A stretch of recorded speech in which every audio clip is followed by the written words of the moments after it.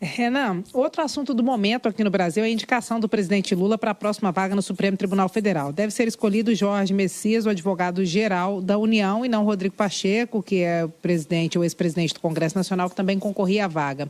Na sua avaliação, os critérios de indicação hoje são os critérios corretos, são os critérios ideais? E esses dois nomes, algum deles, na sua avaliação, seria um bom nome? Tristeza, né? Os critérios, eu tô até agora procurando o critério que eles usam, tirando, vamos dizer, as relações pessoais com o Lula, no caso do Messias, e as relações com o Centrão, no caso do Pacheco. Eu não acho que o Messias consiga essa indicação fácil, né? Houve agora uma votação recente no caso da PGR para continuar, né, o mandato ali, e não foi uma grande, foi próximo, né? A votação foi bem perigosa. Então tem um recado do Senado do tipo, governo, se não mandar o nome certo, podemos ter um evento inédito rolando aqui. E eu não daria certeza que eles lançariam o Messias nesse sentido. Tá, o Pacheco é um nome que, caso seja submetido a essa batida no Senado, ele com certeza obteria, vamos dizer, um apoio quase unânime ali. Dito isso, não são nomes qualificados para ocupar uma posição na Suprema Corte, tampouco pessoas compromissadas com resolver as crises institucionais que o Brasil passa, né? Hoje a gente precisa de grandes constitucionalistas para poder resolver o drama que o Brasil foi colocado, né?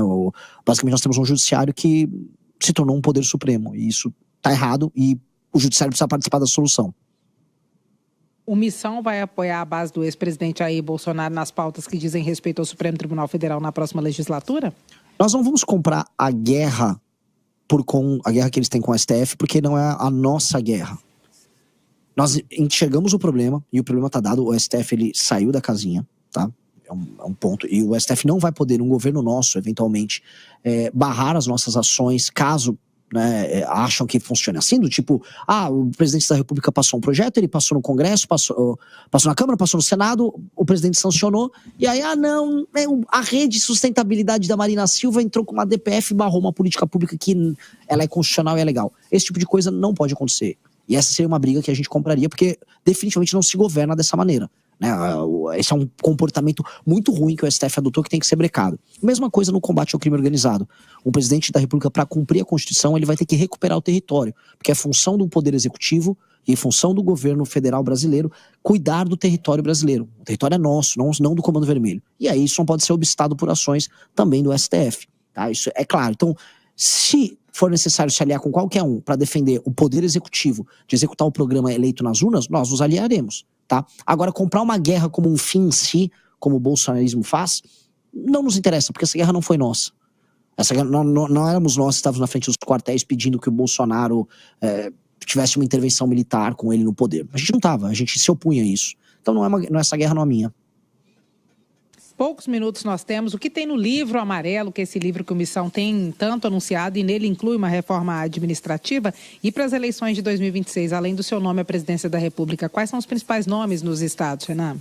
O Livro Amarelo é um sonho que nós temos há alguns anos de criar políticas públicas através de um corpo de militantes, estudiosos e professores e pessoas que querem, vamos dizer, de maneira honesta, discutir os problemas do Brasil e propor soluções originais. E nós estamos fazendo isso há praticamente 2 anos. E aí tem um corpo de pessoas que trabalham alguns em educação, outros em saúde, outros em política externa, outros em defesa, outros em segurança pública, criando propostas, discutindo. E a gente está fazendo essas propostas para as discussões públicas, para as entrevistas, e vai sendo muito legal porque a gente vem sendo original no debate público.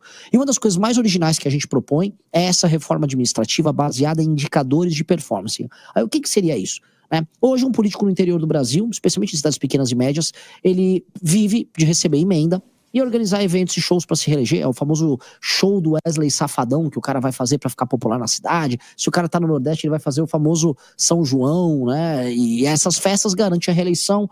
As emendas enviadas também são desviadas em parte, garante a compra de votos para eleição, dinheirinho no bolso do político que ninguém é de ferro. E esse ciclo acontece. Nós temos que mudar isso.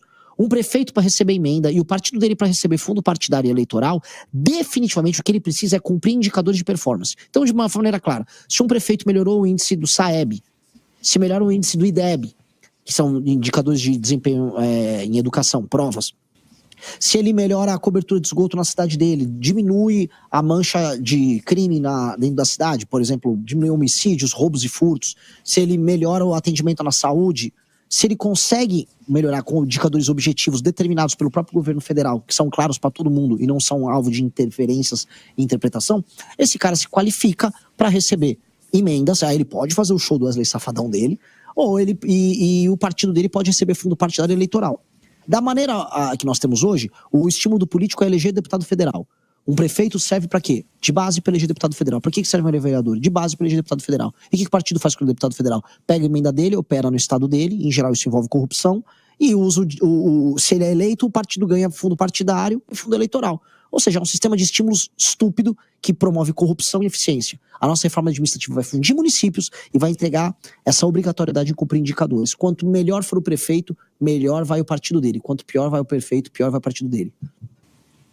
Renan, para terminar, um outro assunto que pode dominar a pauta nos próximos dias. Prisão do ex-presidente Jair Bolsonaro. Se acontecer, é um exagero ou é justo? E na sua avaliação, houve tentativa de golpe?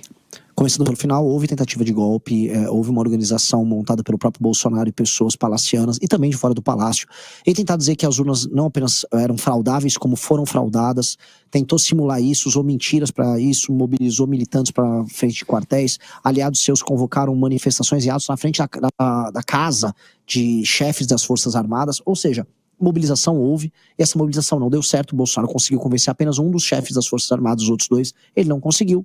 E, vamos dizer, num país sério, um cara desse seria preso. Pro bolsonarista que estiver nos ouvindo aqui, imagine que seria o Lula fazendo isso. Se o Lula estivesse fazendo isso, você fala, o Lula tem que ser muito preso. Então esse critério, né, se bate em Chico, tem que bater em Francisco. Né? Se o Lula você acha que o Lula deveria ser preso por fazer isso, o Bolsonaro também deveria.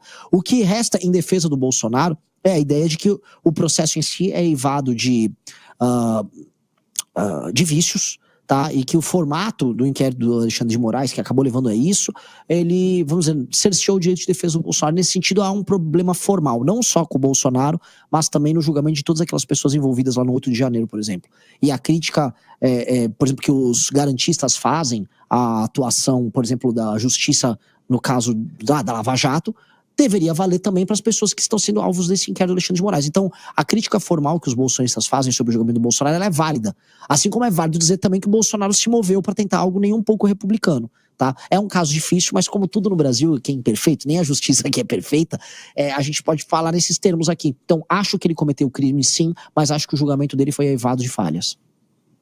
E isso significa que deveria haver uma anistia? Para as pessoas que foram levadas a erro nesse processo, especialmente senhores e senhoras de idade, essas pessoas não precisam passar 20 anos de cadeia, definitivamente não, até porque pessoas que cometem crimes muito mais graves estão soltas aí no Brasil. Agora, para elas, uma anistia para as pessoas que organizaram isso, que cativaram milhares de brasileiros a cometerem um erro e cometerem crimes e botou essas pessoas na frente de quartéis e tal, essas pessoas têm que ser presas, sim. Renan Santos, presidente do recém-oficializado Partido Missão, criado pelo movimento MBL e também pré-candidato à presidência da República pela Nova Legenda. Muito obrigada pela entrevista, Renan. Seja sempre bem-vindo por aqui. Muito obrigado. Excelente entrevista, ótimas perguntas. Parabéns pelo jornalismo de qualidade.